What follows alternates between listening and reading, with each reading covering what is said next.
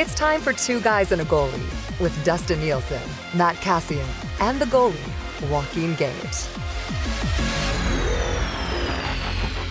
All right, 12:06. What's up? It's Two Guys and a Goalie. It is brought to you by GS Construction. Thank you very much for being here once again. You can text us anytime, 780-218-9999, 780-218-9999. For more than 5 decades, GS Construction has been proud to serve our communities, and once again, they are hiring now. GS is looking for experienced topmen, pipe layers, and operators.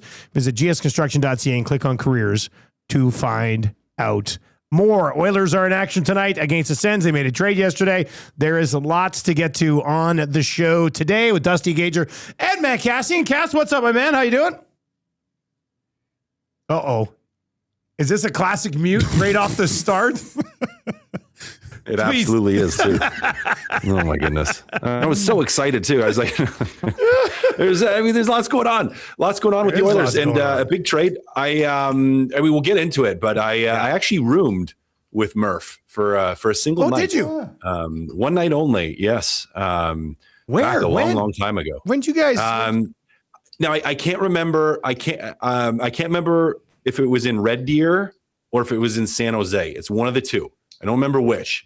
I'm leaning towards Red Deer, and it would have been in camp when I was on a PTO with the Coyotes. Okay. He was just a baby, and we had I think Red Deer had won the Hockey Day in Canada, or like whatever that is, where you win an exhibition game. Yeah. And so we were playing an exhibition game against Calgary in Red Deer at it was in Sullivan, wasn't in Red Deer, it was in Sylvan Lake, but we stayed in Red Deer, and I think Murph was my roommate for that one night because we flew up the day before for all the festivities. Does it make you feel old that he's 32 now? Yep. Look, this guy's been rumored to be on the Oilers' radar for 5 years, Gager. It seems like every year at the deadline, you're looking at, right shot defenseman. What about Connor Murphy out of Chicago? They go and get him, so let's just dive right in this. Of course, you can text us, 780-218-9999. If you're listening on TuneIn, you're listening on iHeart, you're listening over at EdmontonSportsTalk.com, or you're watching on YouTube and you don't want to be up in the YouTube chat, you can text us, 780-218-9999. Gager, your thoughts, because you guys would have done morning show yesterday, and you got EST afternoons coming. You got Dwayne Rollison coming on today. Yeah. So that'll be fun. So your thoughts on this thing? What did you think of the deal? I don't know. I'm skeptical about the whole thing. Like you said, Okay. this was supposed to be done 5 years ago. Now you got a rental. Yeah, he's a rental. In a time where you're supposed to be building something up. Maybe you're trying to entice him to stay. Which could be possible. That is a possibility, but I just, not to say anything bad about, but a lot of times in today's NHL, you find that American-born players prefer to play in the U.S., and I understand it. I get it. I see the appeal of playing back at home. But I really think that it looks to me as the great magician trick. Hey, look over here, the shiny new toy. And when the other hand is hasn't done anything, and trying to hide the fact that the last few moves from the Edmonton Oilers management have not been good. They have been the Jari trade for Skinner is the worst trade right now that has happened in the NHL. It's the worst. It didn't work out. You lost. And you know what, Dusty, I love being right sometimes. I love being right. And how long have I been praising Brett Kulak? Yeah, you love Kulak. How many years have I been saying how great Kulak is? And not unlike Cass, the same thing when CeCe left. There was a hole. It wasn't as cavernous as Kulak, but there was a deep hole when CeCe left too.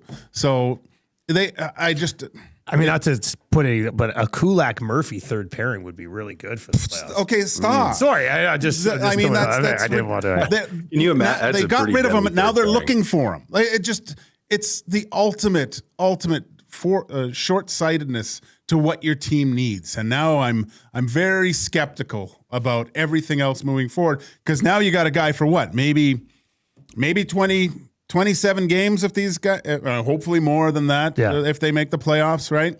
And go past a round. But I mean, It just seems to the Frankenstein monsters in the castle and their pitchforks and tiki torches, and hopefully this just puts a little bit of water and calms them down for the time being. And Cass, what do you think? Oh yeah, I mean that's a Gager's feeling it. I'll tell you this: EST afternoons. I think Hernan's vibing similarly to you. It's gonna be a fired up EST afternoon. We're angry. Got fired from the morning show. I'm vibing different, guys. I'm vibing different than you that like Gager. It.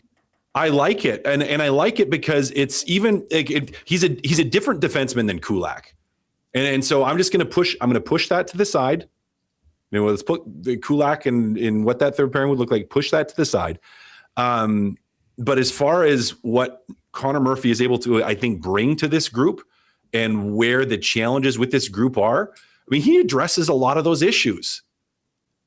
Like he's a physical guy.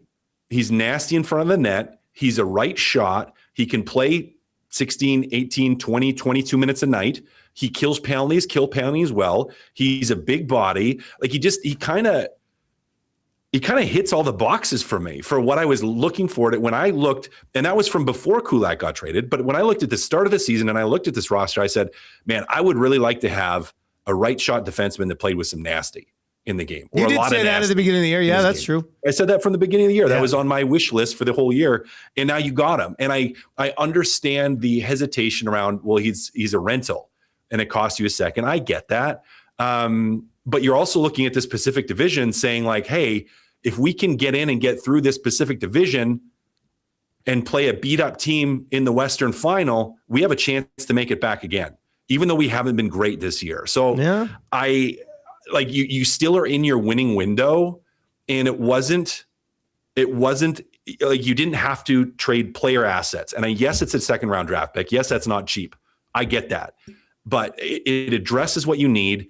Your defense has been a challenge and an issue, letting goals in your own net, as everyone can see. So I really don't mind it, guys, as a move. Like again, like if you could rewind and undo previous deals and you're like, oh, you could have Kulak and him. Well, great. Like that would be fantastic, but you don't. That's the reality is you don't. Kulak is gone.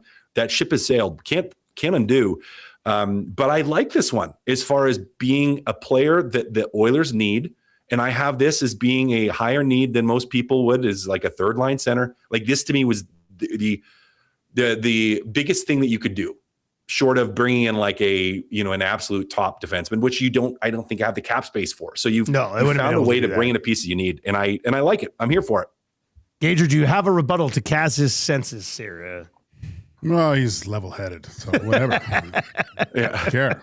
I just looked at it this morning and went, if this is just it, I don't like it. Like there's got to be something else coming, because I don't think Connor Murphy, Cash, you nailed it in that he is something that they need. But does he take them all of a sudden to taking a legitimate run at it? And if he isn't, then I'm going, I would have rather saved the second round pick in 2028 to move next year when hopefully you have a better chance at winning the Stanley Cup. Now, but could they keep him? They might keep him. Yeah, I don't know. I don't know if he might be a piece though, guys. That's the thing, because it's like if Connor Murphy starting as much as you can on your PK1, right? If he helps your PK by 5 to 10%, which is not unrealistic for a guy that'd be PK1 if he's getting a good chunk. If he's eaten up, we'll call it up to a minute on each penalty kill as a defenseman, minute and a half each penalty kill. And he cuts down on 1 in 10 penalty kill does need help because he's out there. Like that in of itself cuts down a huge amount of your goals against, or a significant. I shouldn't say huge, but a significant amount of your goals against. Yeah, like it has the. I know it doesn't feel like it, but guys, that's because you're if you're looking at it from the lens of, guys that are going to move the needle. It's like, yeah, you're not. Nobody should move the needle in a different way, right? Like it moves the needle in a different way defensively. So there's that opportunity. That's like, well, yeah, maybe you do because of him. Like, how much did Ekholm help when he got traded here that first year? Tons. Yeah, I'm not comparing Ekholm to Connor Murphy though. I refuse to do it. Like, Well, that's fair. Like, fine, you don't have to compare them, but I'm just saying, like, a defensive player that can come in and play a significant amount of minutes and steady things out can have a huge impact. That's what I'm trying to say. Not comparing him to Ekholm, but just saying, like, defensive guys can impact teams just as much as an offensive guy. It's just a different direction. Okay, so let's follow it up with, who do you play him with? Oh, jeez. You playing with Nurse or you playing with Wallman? I think you try him with Nurse first. Yep. You put Wallman back on his left with Emberson. And then you should have the offensive guy with the steady stay at home that can pitch in with Bush and Ekholm. You split up the catastrophe that's been Wallman and Nurse, and maybe this, let's say it, settles Nurse down and gives him someone to play with, and then Wallman has a steady guy in Emberson who I think has been playing quite well as of late. Yep. That's how you would do it. I would. Cass, same thing. Is that what you think? Yeah, that's how it started. And then if it doesn't work, you rotate Emberson and Murphy, right? And then from a minute standpoint, you basically, then it becomes, okay, well, how much are you playing Nurse? How much are you playing Wallman? But I think I go there first of saying, okay, you can slide Wallman to his natural side, have Emberson play on the right with him, and, like, all of a sudden your deep pairings look a lot better. Right. Like, so if you look at one of two ways, so if you're, and not necessarily a lot better, but just like, they just look steady and improved. Like, if I'm like, okay, we got Bush and Ekholm, fine, good. And then you have now, you could switch these around, but, let's say it is Nurse and Murphy. Okay. And then Wallman and Emberson.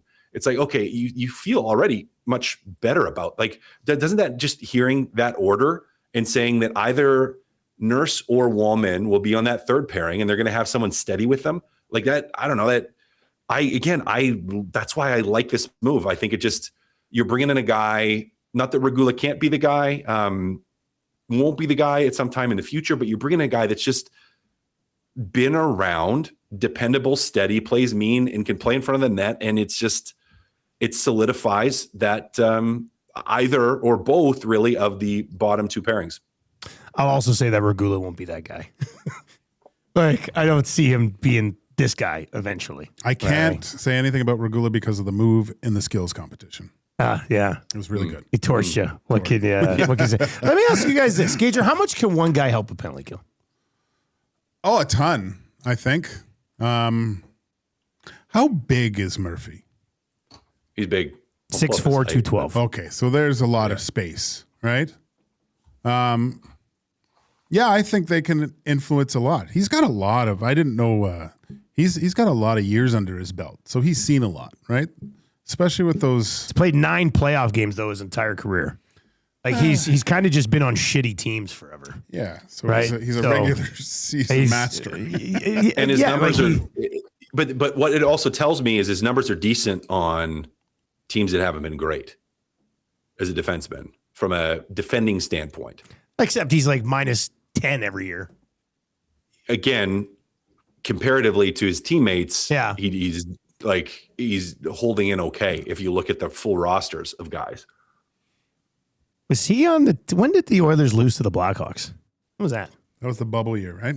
Was that 2020? I think Murphy was on that team. What was he? Yeah. I think his 1 year in the playoffs, he beat the Edmonton Oilers. That might be that. He was Duncan Keith's partner, I think, wasn't he? Okay, so like how I laid it out earlier was, I want to see them do something else too. Like, I just don't. This doesn't move the needle enough to change my opinion on what will happen to them in the playoffs. So, Cass, how much more? Like, as of, let's just start here with a baseline. Right now, are they a Stanley Cup contender in your opinion? Yes, because you have McDavid and Draisaitl. And you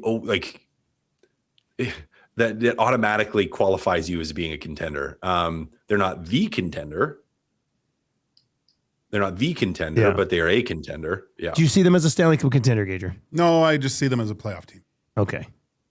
So that's where I wanted to start. So, Cass, McDavid and Draisaitl are ridiculous. They've got a group that's gone on a couple of runs. They could do it again. Gager's saying they're a playoff team. I don't think they've got what it takes to get that much fun. I wouldn't say. I say they're a playoff team with the chance to catch lightning in a bottle, where maybe they do go on a run again. Like, we're not too far removed from the bubble season where the Montreal Canadiens weren't. You didn't think they were going to do anything, and they managed to get all the way to the Stanley Cup final, right? So, I mean, they carry Price between the pipes too, though. Oh, right. Never mind. It helps a little. That helps a little bit. Okay, so Cass, let me ask you this. No, Gager, I'll start with you because you don't view them as highly as Cass would right now. No. What do they need to acquire, for your opinion, to match Cass's? I don't think you can do it with one player. It has to be a fundamental switch in the mindset of how this team needs to play to have success. It has to go from, and I think, was it Reed or Jay said it yesterday perfectly. If I just tip the puck here and bank it off the boards, and that guy pinches, and I can kind of put it between my legs, and I could get a 2-on-1. I mean, that's the offensive thinking of this team has to stop, and the cheating on the defensive side. They can't play like that. It's been shown that they can't play like that, because every third game when they have a 2-game winning streak, they revert back to their old selves of trying to outscore their problems and slow starts. So it's got to be a mindset thing. One guy isn't going to do that unless. No, I don't think one guy can. It has to be from, like Leon said, throughout the whole management, coaches, players. And what really worried me yesterday was just maybe I took it too far, but hearing Bowman talk, he said, yeah, we were having trouble scoring goals. And I felt the pendulum went, I'm paraphrasing, I think he used the pendulum. Pendulum went too far to the scoring goals side. And we got to bring that back a little bit. I'm like, what? So they just focused on just scoring all the time and nothing on D, just out. That sounds ludicrous to me. So it has to come from the top guys to start their play without the puck has to be a lot better than what it is. I'm not saying Connor McDavid needs to go out there and start blocking shots with his teeth, but this is getting in shooting lanes, making sure my guy doesn't get back behind me, going to the net, being way more tough to play against in front of the net, fighting for space and real estate when you see teams just have their way. And we all know once playoffs rolls around and the intensity ramps up, that they'll get eaten alive. And I don't expect them to play this way because there's too much experience and knowing what it takes. But I just think that switch to turn from regular season Edmonton Oilers to playoff Edmonton Oilers will take too long, and they're on a beach in Cabo within that first 4 or 5 games. Do they need? Is it a massive switch to flip this year, Cass, or not that big?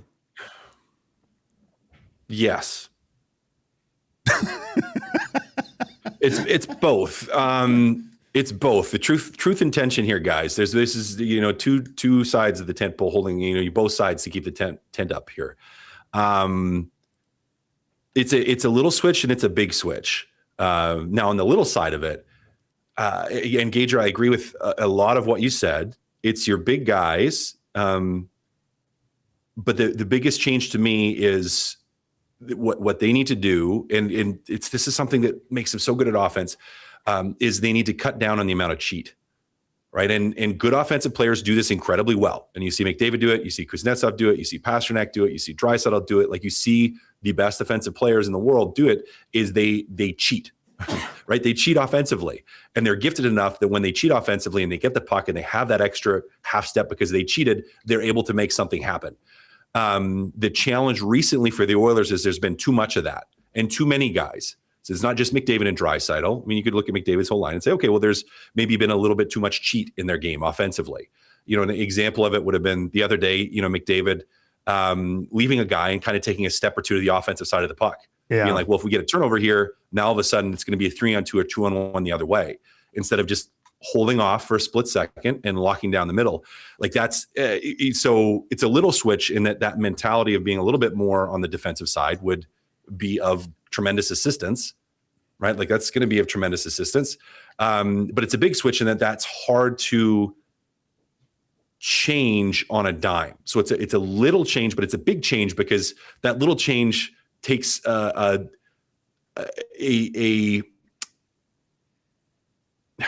just a buy-in from everybody, but it's just that little change is a big change at the same time. So it's tricky and it's not. It's little and it's big. Like it's just the small things in terms of playing on the defensive side of the puck and committing to that are challenging to do, especially for guys that are just hardwired to be thinking offense and generate offense. As Bones said, a bunch of Pavel Brendels on the Oilers this year. And the thing about, like, we always talk about offensive players when they're in a rut, they're losing their confidence, and they only need a spark to get them going again. You can say the same thing on the defensive side too. Like as a team, or if as I'm a player yeah? and as a team. Okay. Because the pair of Wallman and Nurse look extremely unconfident with their play. Like they're at the tops of the circles when guys are hitting the blue line. Like you don't see them looking assertive defensively. Like it's almost like they're almost to the point where they're trying not to make a mistake instead of just playing. Right. So maybe that changes tonight. If they are going to do something prior to the deadline, they're going to have to find a taker for Mangiapane.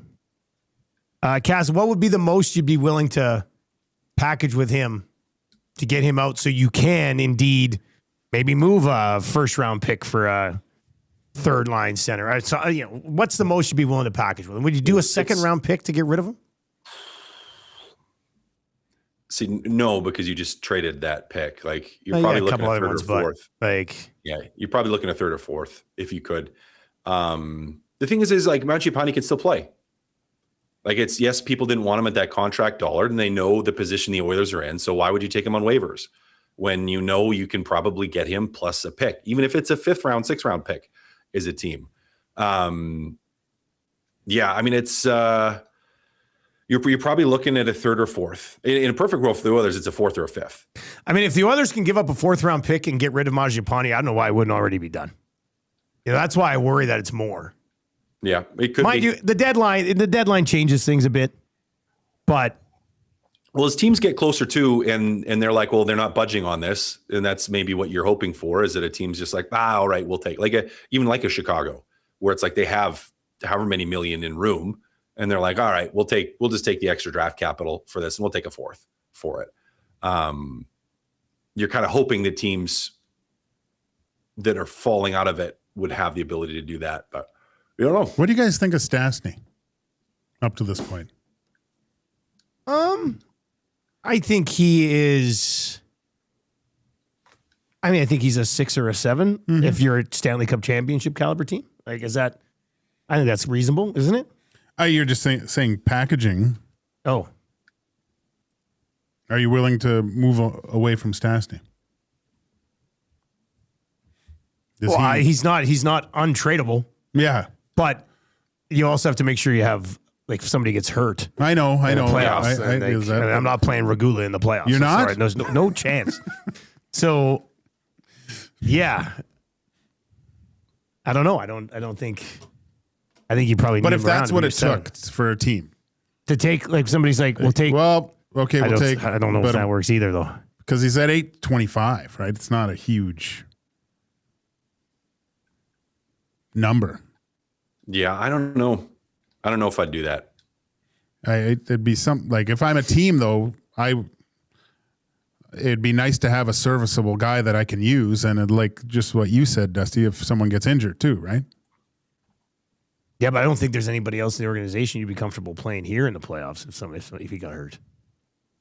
So that's makes it a little bit tough. Double shift Murphy. Well, he's going to have to play a ton. Although Hernan Salas teased that you guys are going to chat with somebody from Chicago today to find out why he plays the 6th most minutes on Chicago's blue line. Yeah. So we'll get into that. All right, I was watching TSN last night, boys, and one of the questions that was asked of Frankie Corrado and Mark Denis was, do the Oilers need to trade for a goalie? And I don't know if they met before the deadline or the offseason, but that was one of the questions. They answered it as though it was like prior to the deadline, which, Gager, you can take the floor on this one. I mean, to turn on the TV and see people on TSN talking about, do the Oilers need to trade for a goalie after they already traded for a goalie and gave up Kulak and a draft pick? I mean, there's no chance. There's no chance. And I guess it has to be readdressed in the offseason, or just... There's too much pride, I think, with Bowman to do something like that. Like you're admitting defeat if he goes and gets another goaltender. That's crazy. You already have 3 NHL goaltenders right now, right? You have Jari, you have Pickard, you have Ingram. Ingram's been the best so far by I would say a significant margin, to tell you the truth. I know he lost his stick. Yeah, that was it wasn't a great look, but it also wasn't a great look of Connor McDavid standing beside Celebrini on a neutral zone regroup and just letting him go back the other way. So, the attention to detail is just not there by the top players. But I felt that Ingram gave them a really good chance to win that game, and he fell victim to poor defensive coverage. But you can't. Yeah, I mean, it's not a goaltending issue. Wasn't a goaltending issue at the start of the year. Wasn't a goaltending issue in the middle of the year. It's not a goaltending issue now. Do you want better play? Sure, from them, but it hasn't, in my opinion, from the start of the year, it hasn't been a goaltending issue. It's been a play in front of them issue. And are there goaltending issues at times? Of course there are. Of course there are things, but yeah, I mean, no, you're not trading for, no, you brought in ultimately 2 different goaltenders this year already. Like who you're going to bring in another 2 now? No, you're keeping the goaltenders. No, no, it's just no. Might be able to get Bobrovsky out of Florida if they're out of the playoff picture here. 780 5% of his salary or what? Somebody said if you take Jari back and retain 50%, it works because he makes 10. Jari makes 5.5. Could you imagine? Let's pull the trigger.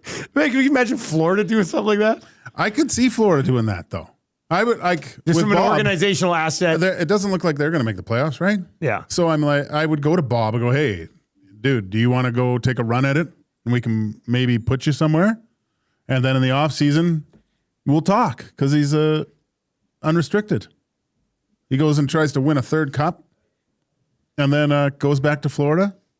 I think Z'd be crazy not to ask him. Get assets. Not that team needs anything right now, but at least have something. I'd float it out there. If he says no, he says no. Let's get to some comments and some texts. 780-218-9999. 780-218-9999. Or over on the Nasty Chat on YouTube. Hammer the thumbs up if you're watching on YouTube today. We'd love that. Corey B says, careful, Gager. Your Hernan is showing. What do you mean? How fired up you are today. That's is that what it is? That's kind of a funny one. Big Dave says the goalie trade still can't be fairly assessed. You could have a brick wall on Viagra in net, and it wouldn't matter because the defense in front of them is just so bad right now. Let's see here. Daniel's texted in a bunch of times. Dusty, he said 6'7". He said 6'7". I didn't even hear it. Sorry, man. I missed it. Did I say it? I don't know. Somebody must have said it. Library Pat says, to be clear, I agree with Cass that yesterday's trade was good, but Joaquin is absolutely right that the Jari and Kulak trades were failures. So they're fixing a problem that they created in December, which is extremely frustrating. Poop Stain says, Cass looks like Bert off of Sesame Street. I don't know. Have you ever got that before, Cass? No, Bert off of Sesame Street. I mean, the high and tight, maybe, I guess, but I don't see it. Maybe. I think we got an idea Maybe for Halloween, Cass. No, I'll do it. I'll do it. Seahawk Paul. I'd do that. Texts in and says, wow, so negative. We finally get a guy that can play defense on this team. And sorry, Connor Murphy is a better defender than Kulak. So, Gager, you're the King Kulak guy. Who said that? Seahawk Paul. Oh, Seahawk Paul blocked. Straight to jail. Ian points out some of the Oilers numbers in last 9 games, 44 goals for and 46 goals against. So that's not good. What are Jari's numbers since he got here? Look like mine. Not good. I've been gone for a week, so I haven't got the recent look at. So with Edmonton, he's 3.85 and an 8.64 save percentage. They're not great. 12 games, 3.85. Yeah. 8.64. Goals saved above expected, I think, is this 2.02. Above? I think so. Goals saved. Is that what's GSAX? Goals saved above expected. Is Yeah. it -2 or +2? No, plus 202. Oh, so he's actually And then goals. he's letting that many goals, And but he's still above, stopping. which kind of shows how they played in front of him recently as well. Goals saved above expected 60 minutes and 60.08. So it's a weird stat. There's a lot of weird stats out there, Gager. It's Two Guys, a Goalie, brought to you by GS Construction. For more than 5 decades, GS Construction has been proud to serve our communities, and once again, they are hiring now. GS is looking for experienced top men, pipelayers, and operators. Visit gsconstruction.ca and click on careers to find out more. Let's do this. Let's dive into a little hire it or fire it. I got 4 questions, some Oilers questions, some not. Before we get to that, Dusty, Yeah. I just, because you're doing the game Thursday. I'm doing the game Thursday. Yeah. So tonight, while you're watching the game, do you do play-by-play in your head? It's a good question. I'll mostly just be making note of Ottawa Senators' And what is the pronunciations. I love origin stories. So this is like you becoming Superman on TSN on Thursday. So Oh, well. what's the process here? The process of what? What do you mean? Like, so obviously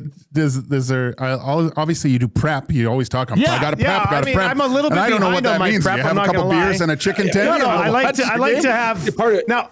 Part of prep has to be the charge, right? Like you're No, getting a Cass, chin I'm not strap. gonna. rock the No, charge? I can't, Come boys. on. I'll shave a chin strap in immediately following the game. Like in the booth, I'll say, "Noodles, pass me the razor." Oh, It's time. No, I got some done in Mexico.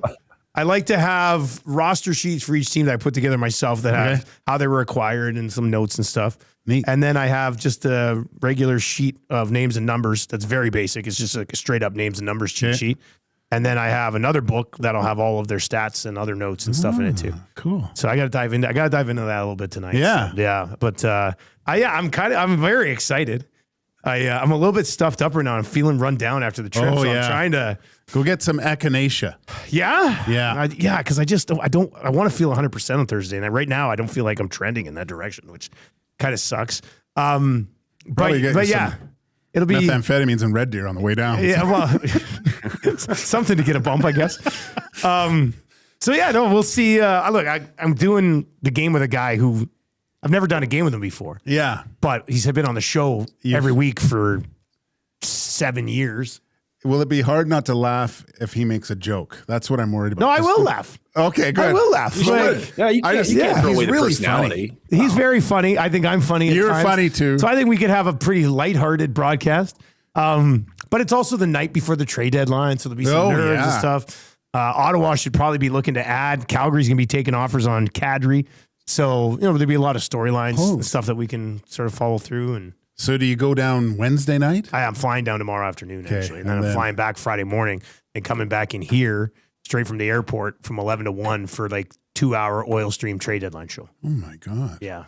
But, hopefully, I'll be really pissed if I get back in here and they don't make a single trade between 11 and 1. That'll kind of suck. But I haven't called a hockey game in like almost 20 months. Yeah. So it would have been nice to. I've been doing a lot of football, but I haven't done a hockey game in a little while. So it might take me about 5 minutes to ramp up. You know what you should do is just watch Trev play Chell and call it.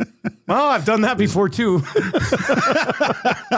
That's actually harder, I think. Yeah. You know what? It's not a bad idea though, Gager, to throw on that game tonight and just you can, I know all the Oilers anyway. I work on the Sens and Marshall and Elizabeth stream it without. without. I'll probably get in trouble for that. Oh, would you? Yeah, maybe. But you wouldn't show the game, but just What, my face? Yeah. I don't think people want to watch Yeah. that. I don't even know how to watch this game because it's on the Sens regional TSN feed. I don't even know how to. I don't know how my parents or my wife and kids will watch it. I got to figure that out still, I guess. It's sports bar time, Dusty. Yeah, but they'll just have the Sportsnet feed on, right? Because Sportsnet's doing the Calgary side of it. We're doing the TSN side of it. Just a quick little flip. That's all. Well, most of them have the bell. Anyways, the dishes. Just flip to the TSN one. Then he says, "Me versus Trev with Dusty on the call." Yeah, that's that'd be fun actually. So yeah, that'll be good. All right, I can't wait, Dusty. Thanks, man. All right, hire it or fire it. I didn't know what to do. This is not great wording on this question. Eric had a ton of seafood when we were down in Mexico, and I had not seafood. You didn't have try once? No, actually, I didn't. Oh, okay. Shocker. He put a round thing of squid on my plate. Okay. And I almost puked, and I threw it back at him. Oh, well, you tried it. No, you just looked at it. I puked that he put on the plate, and I was like, get that out of here. You're not a calamari guy. No. Okay. No. Although I did do I don't know if I told you guys this story. I hosted a food show on Shaw TV in Lethbridge. You gotta find these tapes. I hosted, I did my practicum at Shaw TV, and then I started doing. I did have like a half-hour sports show on weekends as well, like recapping all of Lethbridge sports and stuff. But part of the deal there was that I also had to host their SPCA show, so they'd bring in cats, and I'd sit there and talk about the cats, and I freaking hate cats. Me too. So they're climbing all over me. They're scratching me. And I'm like, oh, somebody adopt this guy. And then I did a cooking show where I went to this place called Fire and Ice. And it was a very, you could get alligator, like a bunch of weird stuff. Yeah. And the one time I helped them make some calamari and I'm doing it all up. I'm like, all right. And they're like, okay, let's taste it. And I was like, son of a bitch. So I grabbed some and you could see on the video, I put my mouth on, I'm like, that's really good. I would have been probably 22 or 23 then. So like 20 years ago. And do you remember the name? Like, what was the name of the segment? It would be on Shaw local TV though, right? It was Shaw Lethbridge TV. Yeah, so I mean, those be tapes were edited like on VHS almost. Channel back then. 4 that ran all day. And then there wasn't YouTube. Like it wasn't going on YouTube then. Thank God those are forever buried. Because we had when I worked at Shaw, we had the studio here that they did the weather and stuff. The tough part was that the girl who she was a year ahead of me in college. She was my cameraman. She kind of like worked at Shaw, I had a massive crush on her, and I was just like, and she was shooting it and like producing it, and I'm hosting it, and I'm like, I got to impress her, and then I couldn't do it. Then it just sucked. Oh God! But things work out, you know. Hey, anyway, here's my question: seafood is better than meat food, like meat. Fire it. We're talking. Fire it. Yeah. No. Yeah. Fire it. Like I'm a steak guy. I'm a beef guy. Yeah, you're meat and potatoes kind of guy. I have to hire it too. You would hire it? No, fire. Okay, fire. So we're on beef. We're steak. We're meat. Yeah. We're meat guys. It'd be hard to find somebody in Alberta who's like, I'm a big seafood guy over. Yeah. That's gotta be tough. We did go for fantastic sushi the other day. Hernan. Oh yeah, you guys did. It was unreal. And I did make salmon the other day, which got completely devoured by my whole family. So he's dabbling it. Yeah, once in a while. Marshall had sushi yesterday. Did he? Yeah. Well, dabbling in it's good. I'll dabble, right? Like I do like sushi. Yeah, sushi's great. I still can't really do salmon. Like if I cook it well myself, I'll do it. But I just eat it way too much on the road for too many years. Like I can't. Just can't do it anymore. I can't do it. Yeah. All right. The Oilers will finish as a wild card team. Hired or fired. They are a wild card team this morning. Who is? So they're wild card 2. They would play Colorado if the playoffs started today. The Oilers are? Yes. Yeah, they got to get things dialed back in here. Yeah, nothing. I'll give you the standing gauge just so you can wrap your head around this. So in the Pacific, Vegas has 70 points. The Ducks have 69. Kraken have 67. And then the Oilers have 66. The Mammoth also have 66, but have 1 game in hand on the Oilers. And then the Sharks are 4 points back, but also have 3 games in hand on the Oilers as well. So you're looking at, the Kraken and the Ducks and the Oilers and maybe the Sharks. Yeah, the Oilers are they're a wild card team. Really? Well, they haven't won 3 in a row. Well, they did. Once. Yeah. Cass, wild card team or better? Don't say worse. I think they're better. I think they finished second or third. Yeah, I think I'd say they're still finding their way into second or third. You guys see this Jim Carrey stuff? Oh, the guy that pretended, but then I saw them. The place came out and said it actually was Jim Carrey. So anyway, I don't want the eyes. See, he doesn't have blue eyes. They look completely different. Yeah. Anyway, Ace Ventura is Jim Carrey's best movie, hired or fired?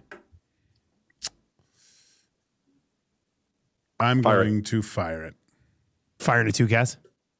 Dumb and Dumber. Fire it. Yeah, it's Dumb and Dumber. Yeah. I was going to put Dumb and Dumber in there, but I was like, well, that'd be too easy. Everybody just say, yeah. Thought maybe forget about Dumb and Dumber for a second and then. But yeah, it's got to be Dumb and Dumber. It's got to be Dumb and Dumber. But I mean, what was the one where he was filmed from a baby? What was that called again? Truman Show. That's a really good one too. That's a really good show. Truman Show I don't Really watch good show. enough. I should watch Truman Show a little more. My daughter had to do a report on it. On Truman Show. On the Truman Show. So I was upset because I had to spend the $5 to rent it because it wasn't on any of the streaming services that I had. And then I ended up watching it. And it was kind of the birth of reality TV, The Truman Show? Well, kind of like what was the Big other one? Brother There was what was it? Ed? Ed TV. Wasn't there another one, Ed TV or something? Yeah, that was with McConaughey, right? Is that McConaughey? Pretty sure. Oh. He looked like McConaughey if it wasn't McConaughey. Mm-hmm. Yeah. All right, how about this one? 2.5 hours is the perfect flight length. Hired or fired? Depends on where I'm going. Well, obviously. Oh, but you're saying like if you're going somewhere where it's worth the wait type of thing? Yeah, worth the wait, Yeah. I could do it. But if I'm going to Calgary, Yeah. no, it's too long. Like I pick 2.5 hours because you can get up in the air, you can watch a movie, I know. it wraps, and you can land back down. Like, is that something you care about? I can go up Yeah. 35,000, have a good cry, get back down. Right? Exactly. Cass, what's your perfect flight length? 2 hours.